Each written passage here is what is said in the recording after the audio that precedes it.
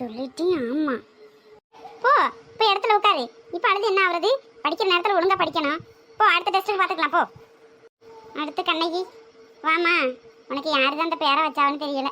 பேர் வச்சவங்கள பார்த்தா காலை தட்டு கும்பிடணும். என்ன பேப்பர் கொடுக்கறதுக்கு முன்னாடியே ஆரம்பிச்சிட்டே நாடகத்தை? இப்போ என்ன சொல்ல போற? எப்படினாலும் தட்டி நீ பாஸ் ஆகிறது கிடையாது.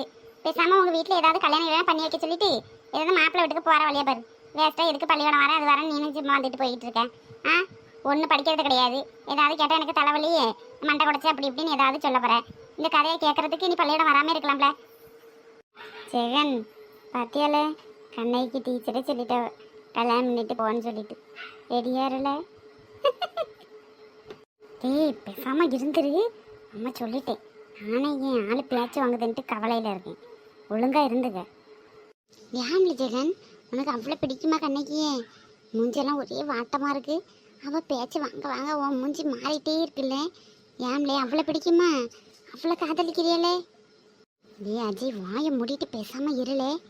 நானே கண்ணையை பேச்சு வாங்குறேன்னு சொல்லிட்டு எனக்கே கவலையாக இருக்குது. நானே அவள் பேப்பரை தாமலே பார்த்து எழுதினேன். அவள் யோசிச்சு எழுதினதுக்கே அவள் இவ்வளோ பேச்சு வாங்கியா. அவள் பேப்பரை பார்த்து எழுதினா எனக்கு என்ன அடி விழ போகுதுன்னு நினச்சி தாமலே கவலையாக இருக்குது. பேசாமல் இருந்துருல. கிளாஸில் ஒன்றும் படிக்கிறது கிடையாது. டெஸ்ட்டு வச்சாலும் ஒன்றும் எழுதுறது கிடையாது. எந்த நேரம் பார்த்தாலும் உடம்பு சரியில்லை அது சரியில்லை தலையை வலிக்குது அதை வலிக்குது ஏதாவது சொல்லிட்டு தான் இருக்கேன். பாதி நாள் பள்ளிக்கூடத்துக்கே வரது கிடையாது. நீ எதுக்கு இதை டெஸ்ட் எழுதுற அது எழுத பரிச்சு எழுத வந்துட்டு ஏன் உயிரை வாங்குற?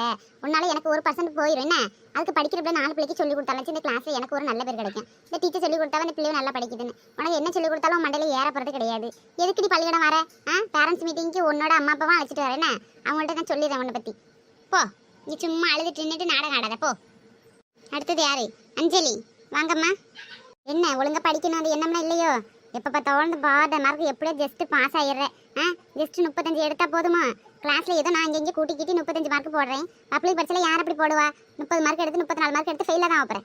ஒழுங்கா படிக்கணும்னு என்னமே கிடையாது. பாதரில் எப்போ பார்த்தாலும் பாஸ் ஆகுறது. அதுக்கு மேலே உன்னால் படிக்கவே முடியாதோ?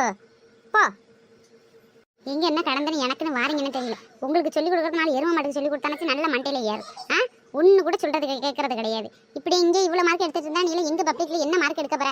உங்களால் எனக்கு தான் கெட்ட பேர். போங்க பிள்ளைங்களாங்கிட்டு. அடுத்தது யார்? பூமாரி வாமா. பூமாரி நல்லா தான் எழுதியிருக்கேன். இந்த ரெண்டு கொஸ்டின் மட்டும் ஆன்சர் தப்பாக இருந்துச்சு. அது மட்டும் என்னன்னு பார்த்துக்கம்மா. போ. இதே கிளாஸில் நீ மட்டும் தான் ஒழுங்காக படிக்கிற. எப்படியாவது பப்ளிக்கில் சென்டர் மார்க் வாங்குற மாதிரி பார். போ. அடுத்தது யார்?